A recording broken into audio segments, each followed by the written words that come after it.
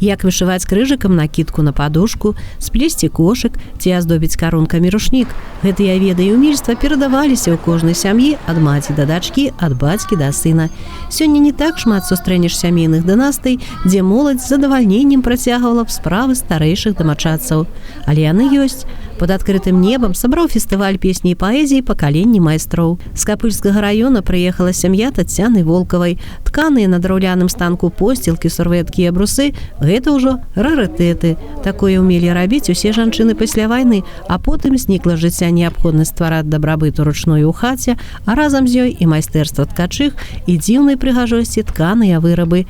Адрадзіць бабуліны традыцыі і спрабуюць у раённым цэнтры ткацтва на Копыльшчыне.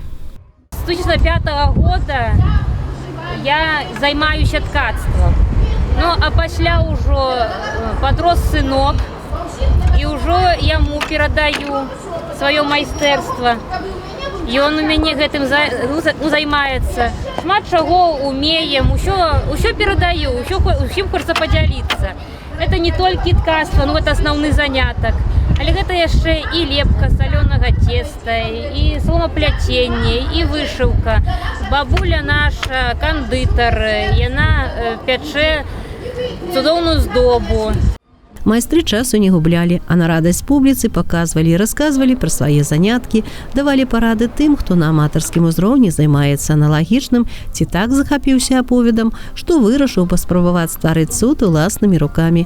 Атрымлівалася, зразумела, не ва ўсіх, але затое набыць што-небудзь з драўляных, тканых ці гліняных рэчаў маглі многія у якасці сувеніра ці падарунка. Паясочкі ткаць традыцыйная такая творчасць, ручная праца, яна патрабуе цярпення, дасціпнасці такой. Трэба гэтым захапіцца, гэта трэба палюбіць, для таго, каб не толькі што навучыцца і закінуць, а для таго, каб мець прадаўжэнне ў дзецях, у вучнях, гэта трэба сапраўды палюбіць эту справу. Вось я яе палюбіла амаль 10 гадоў таму.